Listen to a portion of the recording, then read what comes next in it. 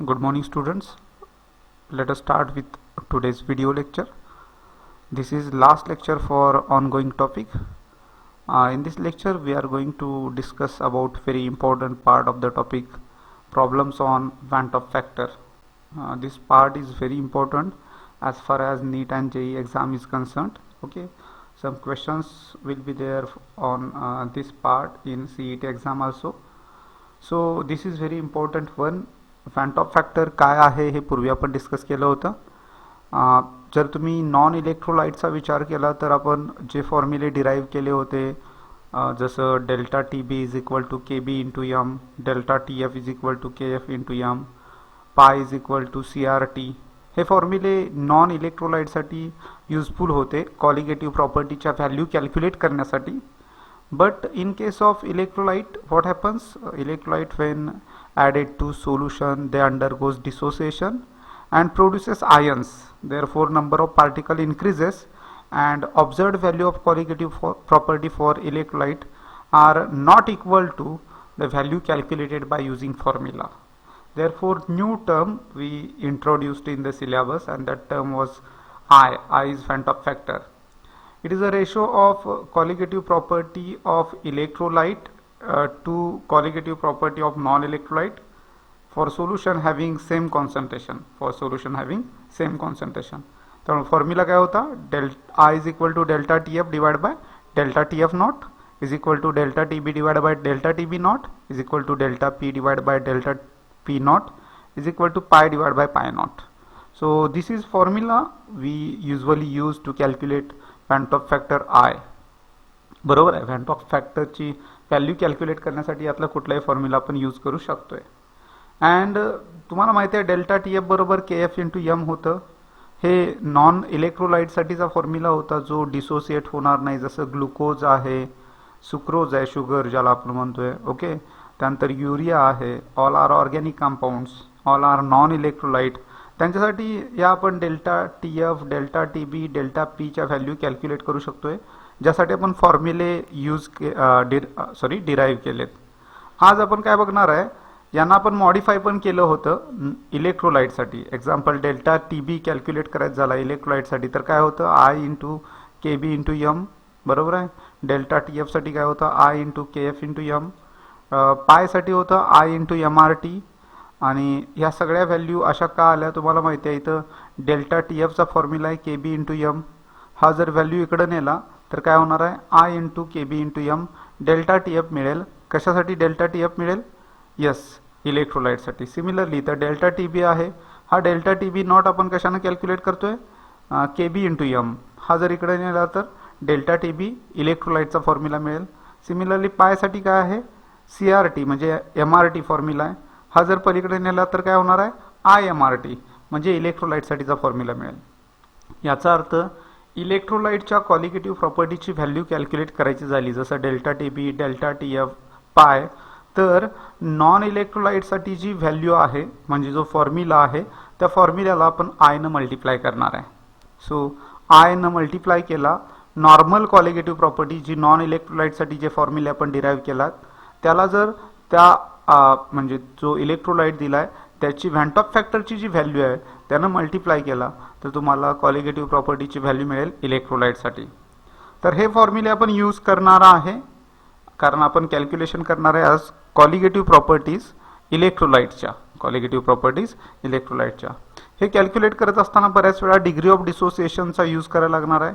त्यामुळे आपल्याला माहिती असू दे van 't Hoff factor I आणि डिग्री ऑफ डिसोसिएशन यांच्यामध्ये इक्वेशन आहे alpha is equal to I minus one divide by N minus one. This is relation between degree of dissociation and van 't Hoff factor. Okay, and degree of dissociation alpha calculate करण्यासाठी वेगळा formula पण आहे, तो पण बघतोय आपण, जो आपण लास्ट म्हणजे टॉपिकमध्ये डिस्कस केला होता. लास्ट टॉपिक माहिती आहे तुम्हाला, आयोनिक इक्विलिब्रिया, त्याच्यामध्ये डिस्कस केला होता. पण त्यापूर्वी इथं एन कसा कॅल्क्युलेट करायचा, एखादा इलेक्ट्रोलाइट आयोनाइज झाला, डिसोसिएट झाला की आयन प्रोड्यूस करेल, कॅटायन असेल आणि ॲनायन असेल. तर कॅटायन आणि ॲनायनचा जो काउंट आहे, सम आहे, number of cation plus number of anion, ती व्हॅल्यू म्हणजे एनची व्हॅल्यू असणार आहे. So N is equal to number of cation plus number of ॲनायन.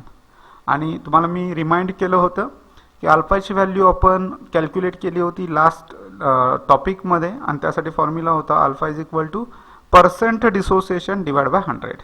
Percent dissociation divide by 100. आठवते काय बघा, लास्ट टॉपिक जो होता त्याच्यामध्ये हा फॉर्म्युला आपण यूज पण केला होता काही प्रॉब्लेम्सना सॉल्व्ह करण्यासाठी. तर ह्या फॉर्म्युल्याचा यूज करणार आहे आपण, आणि या फॉर्म्युले यूज करून आपण कॅल्क्युलेशन करणार आहे जे काय प्रॉब्लेम विचारले जातील वेंट ऑफ फॅक्टरसाठी त्याच्यासाठी. Okay, let us start with problem number 1. Problem number 1 read करायचा आहे. At 25 degree Celsius 0.1 molar solution of CH3COOH is 1.35% dissociated in aqueous solution. Calculate freezing point and osmotic pressure assuming molality and molarity are to be identical. Assuming molality and molarity are to be identical. तर हा formula आहे, sorry हा problem आहे जो आपल्याला सोडवायचा आहे. Last 3-4 years मी observe करतोय 11-12 सायन्सच्या स्टुडंट्ससाठी की जे थेरॉटिकल पार्ट आहे ते मगअप करतात. ओके, ते चांगले पार्ट करतात आणि थेरी पार्टवरच मॅक्झिमम फोकस करतोय आपण. ओके, आणि थेरी पार्टवर मॅक्झिमम फोकस केल्यामुळं जी थेरी एक्झाम आहे त्याला चांगले मार्क्स येतात. पण बऱ्याच वेळा तुम्ही CET नीट आणि JEE बघितला तर त्याच्यामध्ये मॅक्झिमम क्वेश्चन पेपर 1 मधले हे प्रॉब्लेम बेसिक असतात, प्रॉब्लेमवर बेस्ड असतात. सो प्रॉब्लेम्सना चांगलं करा तर तुम्हाला CET नीट आणि JEEला चांगले मार्क्स येतील. हे बेसिक सांगतोय मी. लॉजिक यूज करा. You are a science student. Being science student you should be interested in solving problems. Okay, problems in syllabus, problems in society. Okay, तर being science student you must be think like that. You must be able to use logic. Okay, तर using formula is application of science. Okay, to solve various problems. त्यामुळं ही गोष्ट लक्षात ठेवा. Theoretical preparation is all right, you have to do it, but along with that you have to focus your knowledge on solving problem. Okay, let us start. Solution. कुठलाही problem आला तर पहिला given data लिहून घ्या. इथं temperature दिलंय. Okay, ज्या टेम्परेचरला तुम्हाला ऑस्मोटिक प्रेशर कॅल्क्युलेट करायचं आहे तर टेम्परेचर दिलंय 25 डिग्री सेल्सिअस. केल्विनमध्ये सगळ्यांना कॅल्क्युलेशन करता येते. 273.15 ॲड करताय, 293.15 केल्विनमध्ये कन्वर्शन झालं. हे काय आहे सांगायला लागणार नाही. मोलॅलिटी आहे. मोलॅलिटीचा सिम्बॉल स्मॉल m आहे. स्मॉल m 0.1 मोलार दिलंय आणि इथं पर्सेंटेज दिलंय. डोंट हरी अप, कारण इथं बघा पर्सेंटेज डिसोसिएशन दिलंय. लास्ट टाइम आपण काय करत होतो, पर्सेंटेज दिलं की वेट ऑफ सोल्यूट घ्यायचो. तर इथं पर्सेंटेज दिलंय पण पर्सेंटेज डिसोसिएशन म्हणजे सोल्यूट किती डिसोसिएट झालाय ते दिलंय. सो पर्सेंट डिसोसिएशन दिले 1.35. Okay, along with this aqueous solution आहे म्हणजे त्याचा फ्रीजिंग पॉईंट तुम्हाला माहिती असणार आहे. Freezing point T0 0 degree Celsius, कारण ॲक्वियस सोल्युशनमध्ये सॉल्वंट वॉटर असणार आहे आणि वॉटरचा फ्रीजिंग पॉईंट 0 डिग्री सेल्सिअस आहे. त्यामुळे T0 ची व्हॅल्यू असणार आहे 0 डिग्री सेल्सिअस. इथे तुम्हाला काय कॅल्क्युलेट करायचं आहे, freezing point of solution. Freezing point of solution and osmotic pressure. आणि काय कॅल्क्युलेट करायचं आहे, ऑस्मोटिक प्रेशर म्हणजे T कॅल्क्युलेट करायचं आहे. T कॅल्क्युलेट करायचं. इथं डिसोसिएशन झालंय याचा अर्थ हा इलेक्ट्रोलाइट आहे आणि इलेक्ट्रोलाइट आहे म्हणजे फॉर्म्युला जो असणार आहे तो असणार आहे T0 minus T is equal to I into KF into M. Delta TF च्या जागी मी T0 मायनस T ठेवलंय, I into KF into M. Okay, this will be the formula to solve to determine the temperature that is freezing point of the solution. Okay, second pi म्हणजे osmotic pressure calculate करायचं आहे. Osmotic pressure you can calculate using formula pi is equal to I into CRT. I into MRT चालेल. C and M both are used to express concentration. M म्हणजे molarity. Normally labs मध्ये concentration जे आहे ते molarity मध्ये express केलं जाते. So pi is equal to I into CRT. Finally alpha is equal to I minus 1 divided by N minus 1. This is formula. This formula I am using because here percentage dissociation is given. And using percentage dissociation one can calculate alpha, and जर अल्फाची value माहिती असेल तर I calculate करता येईल. त्यामुळे हा formula use करतोय आपण. पर्सेंटेज डिसोसिएशन दिला असेल तर I ला कॅल्क्युलेट करण्यासाठी हा फॉर्म्युला तुम्ही यूज करणार आहे. ओके, म्हणजे आयची व्हॅल्यू जर कॅल्क्युलेट करायची असेल तर तुम्हाला काय करायला लागेल, हा फॉर्म्युला यूज करायला लागेल, कारण पर्सेंटेज डिसोसिएशन दिलं आहे. पर्सेंटेज डिसोसिएशन डिवाइड बाय 100 केलं की अल्फाची व्हॅल्यू येते. पर्सेंटेज डिसोसिएशन डिवाइड बाय 100 म्हणजे अल्फाची व्हॅल्यू. पर्सेंटेज डिसोसिएशन दिले 1.35 डिवाइड बाय 100 म्हणजे 0.0135 हे अल्फाची व्हॅल्यू असणार आहे. So alpha is equal to 0.135. Okay, 0.0135. Once you get alpha it can be use to determine the value of I. म्हणजे अल्फाची व्हॅल्यू मिळाली आहे याचा अर्थ आता तुम्हाला फॅन्टॉप फॅक्टरची व्हॅल्यू मिळायला हरकत नाही. सगळ्या व्हॅल्यू आहेत, त्यासाठी एन ची व्हॅल्यू माहिती पाहिजे. एन म्हणजे number of cation, number of anion. त्यासाठी ॲसिटिक ॲसिडचे आयन दाखवा. कसं होतील, CH3COOH, CH3COO- आणि H+. एक ॲनायन मिळाला, एक कॅटायन मिळाला. सो कॅटायन प्लस ॲनायन 1 + 1, एनची व्हॅल्यू येणार आहे 2. एनची व्हॅल्यू काय असणार आहे 2. Place the value of N and alpha या इक्वेशनमध्ये. अल्फाची व्हॅल्यू ठेवली 0.0135, I-1 divide by 2 - 1. 2 - 1 1, so I-1 divide by 1 I-1च राहणार. याचा अर्थ I-1 बरोबर 0.0135. हा -1 पलीकडे आला तर प्लस होईल. सो आयची व्हॅल्यू येईल 0.0135 + 1. 0.0135 + 1. So I is equal to 1.0135. I is equal to 1.0135. You have got value of I.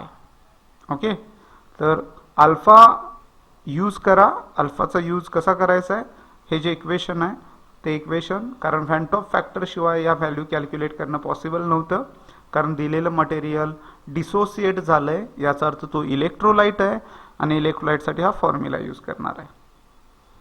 Glucose आहे, सुक्रोज आहे, शुगर आहे, तर त्या केसमध्ये तुम्ही हा फॉर्म्युला यूज करणार नाही, कारण ते सगळे ऑर्गॅनिक कंपाऊंड आहेत, नॉन इलेक्ट्रोलाइट आहेत.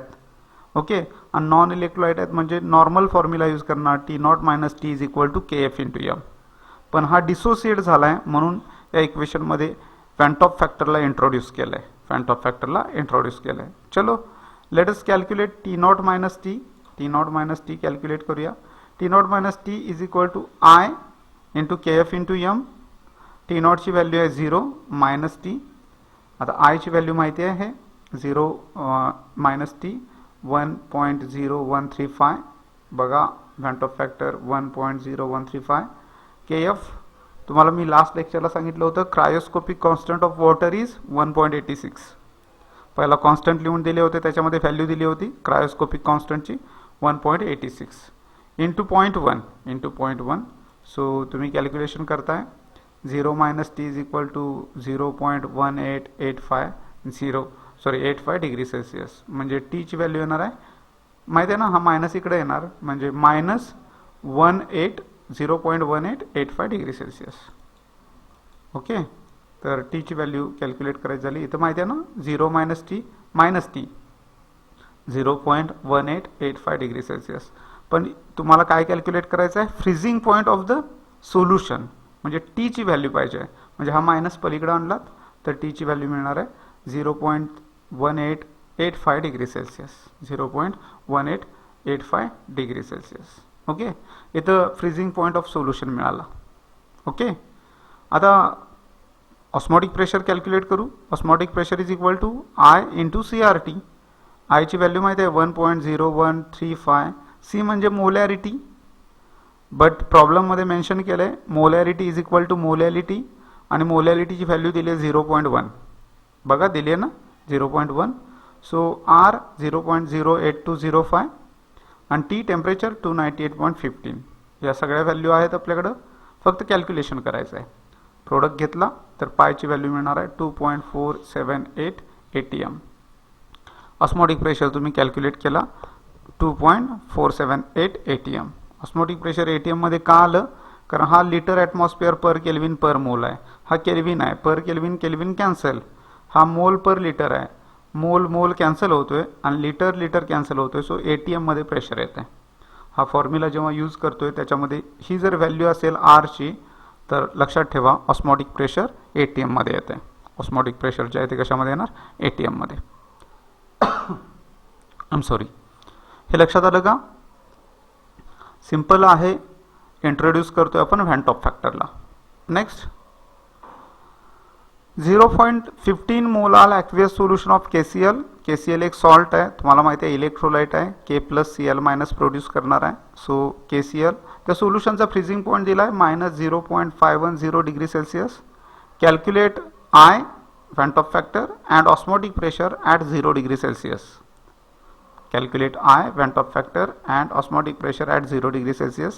Assume volume of solution equal to volume of water. Assume that volume of solution is equal to volume of water. याचा अर्थ असा आहे की तुम्ही सोल्युशनचा व्हॉल्यूम आणि वॉटरचा व्हॉल्यूम इक्वल आहे असं समजा, म्हणजे molarity is equal to molality आहे असं कन्सिडर करा.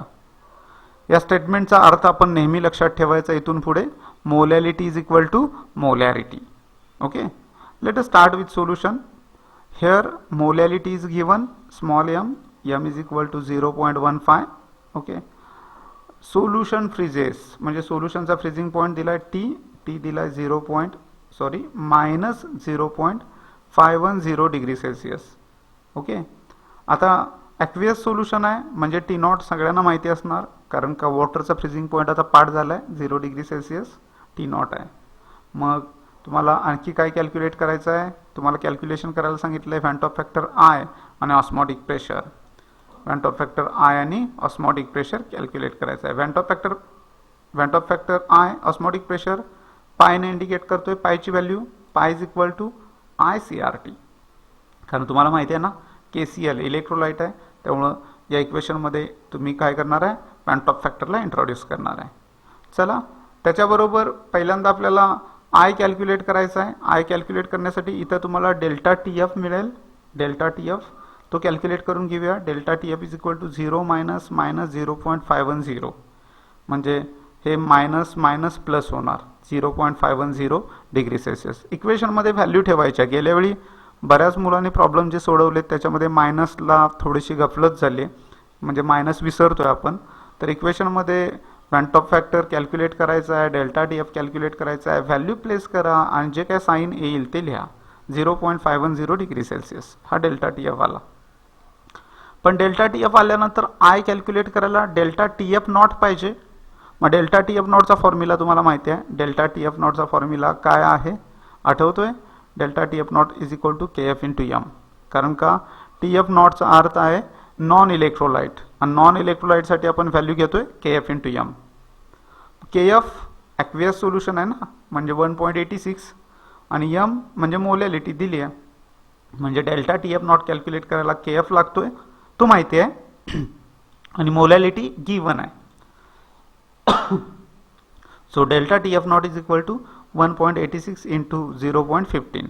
ओके, तर ही व्हॅल्यू दिलेली आहे डेल्टा TF नॉटची. डेल्टा TF कॅल्क्युलेट केला आहे. आता डेल्टा TF नॉट आहे, डेल्टा TF आहे, I ची व्हॅल्यू कॅल्क्युलेट करता येते का? होय, यायला पाहिजे. ही व्हॅल्यू आली 0.279 डिग्री सेल्सिअस. I बरोबर काय? Delta TF divide by delta TF not. हा फॉर्म्युला सुरुवातीलाच लिहिला होता. डेल्टा TF आहे, व्हॅल्यू ठेवा 0.510, आणि डेल्टा TF नॉट व्हॅल्यू ठेवा 0.279. So I is equal to 0.510 divided by 0.279. मग I ची व्हॅल्यू कॅल्क्युलेट होईल. I is equal to 1.83. 1.83 ही असेल व्हॅन टॉप फॅक्टर I साठीची व्हॅल्यू. लक्षात राहील. आता एकदा व्हॅन टॉप फॅक्टरची व्हॅल्यू मिळाली की ती इथं प्लेस करणार I इंटू CRT. C म्हणजे कॉन्सन्ट्रेशन. मोलॅलिटी आणि मोलॅरिटी इक्वल आहे, कारण का volume of solution and volume of water equal आहे. Volume of solution, volume of water are equal. This implies molarity is equal to molality. Molarity is equal to molality. So हीच व्हॅल्यू आपण सीच्या जागी ठेवू शकतोय. आर सगळ्यांना पाठ आहे 0.08205. आणि टी टेम्परेचर कधीची व्हॅल्यू कॅल्क्युलेट करायची? ऑस्मोटिक प्रेशर 0 डिग्री सेल्सिअसला, पण इथं टेम्परेचर आपण केल्विनमध्ये यूज करतोय. मग 0 डिग्री सेल्सिअस म्हणजे 273.15, म्हणजे इथं येणार आहे 273.15. 0.08205, कॉन्सन्ट्रेशन 0.15, I 1.83. चलो let us calculate. Pi is equal to I into CRT. Pi is equal to I आला आहे 1.83 इंटू C आहे 0.15, R gas constant 0.08205 and T temperature 273.15 Kelvin. So you have to calculate this. आणि मी तुम्हाला सांगितलं ही R ची value जेव्हा use करतोय तेव्हा त्याचा अर्थ आहे पायची व्हॅल्यू ATM मध्ये येणार. कॅल्क्युलेशन करा. ओके, लॉग टेबल यूज करा आणि लॉग टेबल यूज केल्यानंतर पाय ऑस्मोटिक प्रेशर ची व्हॅल्यू मिळेल 6.15 ATM. Okay, so this was very simple calculation once again. पण बरेचसे प्रॉब्लेम या पार्टवर बघायला मिळतील तुम्हाला जर नीटचा पाठीमागचा पेपर घेतलात, एखाद्या एक्झामचा JEEचा घेतलात. सोल्युशन हा टॉपिक फार इम्पॉर्टंट आहे आणि याच्यावर बरेचसे क्वेश्चन बनतात आणि त्यामुळं हे करायला लागेल तुम्हाला. कॅल्क्युलेशन्स असतील, फॉर्म्युले मगअप करायला लागतील. Okay, let us start with last problem for this topic. शेवटचा प्रॉब्लेम आपण डिस्कस करतोय. चलो. A mixture of toluene and benzene contain 30% by mass of toluene. The vapor pressure of pure toluene is 36.7 mmHg and that of pure benzene is 118.2 mmHg. Assuming two liquid form ideal solution, calculate total vapor pressure of solution and partial vapor pressure of each constituent above solution at 30 degrees Celsius. लगेच लक्षात येणार vapour प्रेशरशी related problem आहे. इथंच दिले ना vapour pressure, म्हणजे राऊल्स law use करायला लागणार आहे. व्हेपर प्रेशर हा मिसेलिनियस आहे, म्हणजे पाठीमागं आता मी फॅन्टॉप फॅक्टरवरचा प्रॉब्लेम नाही डिस्कस करत आहे. लास्ट प्रॉब्लेम डिस्कस करायला मिसेलिनियस आहे, म्हणजे पाठीमागे जे फॉर्म्युले आपण यूज केले त्यातला कुठलाही फॉर्म्युला याच्यामध्ये यूज करता यायला पाहिजे. चला गिवन डेटा बघूया. गिवन डेटा सोल्युशन स्टार्ट करताना 30% टॉलिन आहे, म्हणजे 70% बेन्झिन असणार आहे. म्हणजे वेट ऑफ टॉलिन 30 ग्रॅम घेणार. Weight of toluene WT, T stands for toluene, WT 30 gram. Weight of benzene, benzene किती आहे? वेट ऑफ बेन्झिन कारण पर्सेंटेज देतोय तेव्हा टोटल वेट 100 यायला पाहिजे, म्हणजे वेट ऑफ बेन्झिन असणार आहे 70 gram. Weight of toluene 30 gram, weight of benzene 70 gram. चलो. Partial pressure of benzene, sorry pure बेन्झिनचं pressure 118.2. Pure benzene PB0, PB naught, नॉटचा अर्थ माहिती आहे प्युअर बेन्झिन आहे, त्याचं व्हेपर प्रेशर आहे 118.2. And vapour pressure of pure toluene PT naught, PT naught बघा vapour pressure of pure toluene 36.7 mmHg. तर हा डेटा दिला आहे. अलॉंग विथ दॅट बेन्झिनचा फॉर्म्युला सगळ्यांना माहिती आहे. बेन्झिन फॉर्म्युला आहे C6H6, म्हणजे त्याचा मोलार मास असणार आहे 12 into 6 72 plus 6 78 ग्रॅम पर मोल.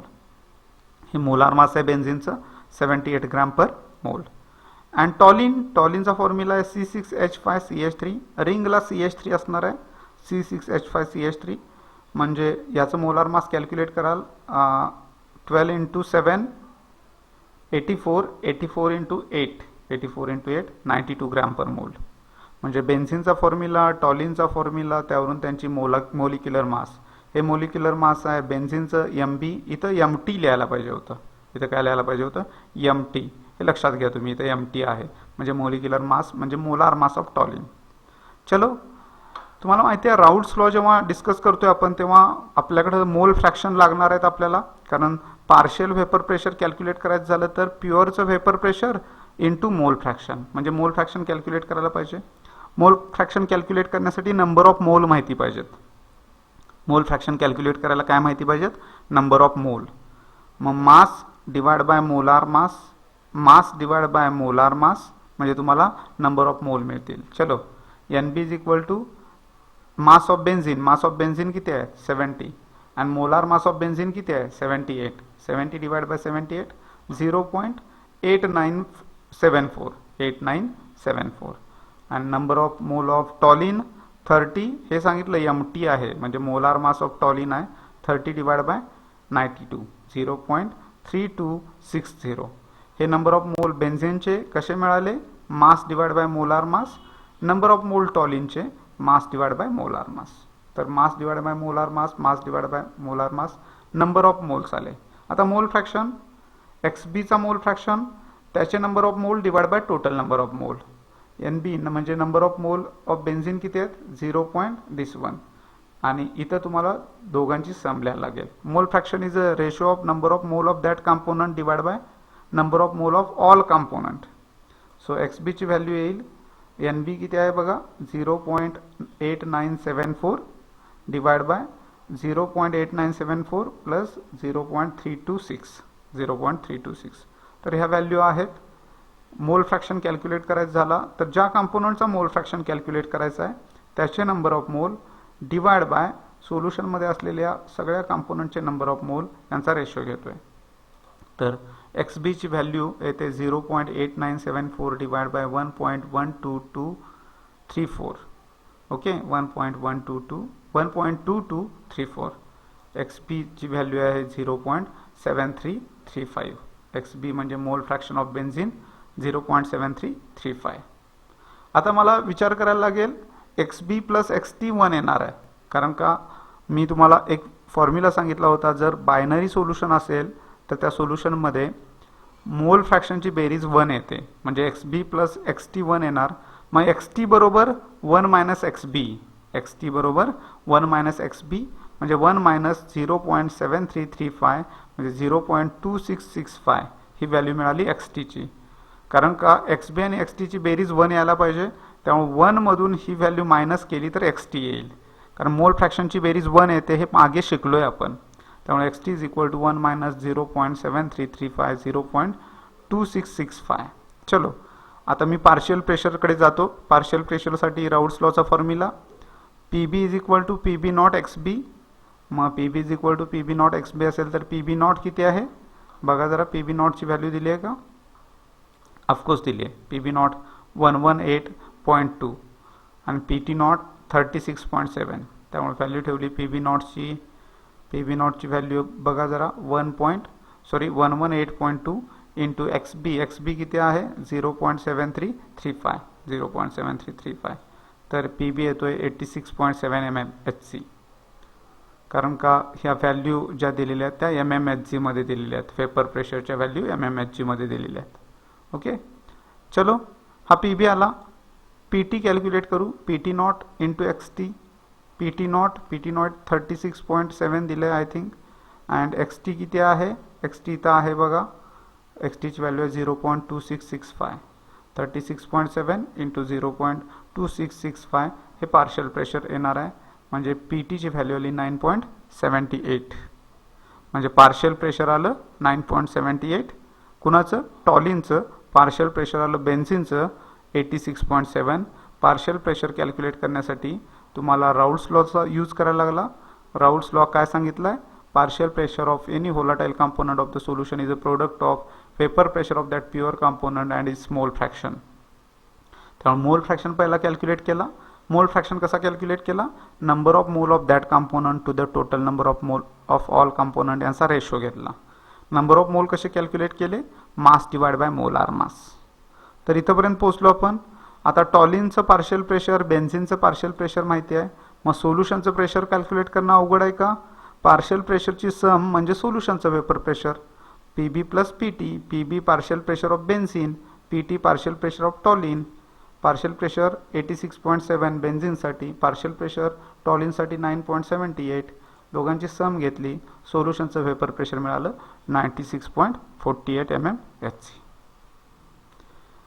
तर इथे हा टॉपिक संपतोय. Will stop over here. Okay, solve maximum problems. Last प्रॉब्लेमचं सोल्युशन मी लिहिलंय, ओके, जे होमवर्कमध्ये दिले होते, पण बऱ्याच जणांनी ते सॉल्व करून शेअर पण नाही केले.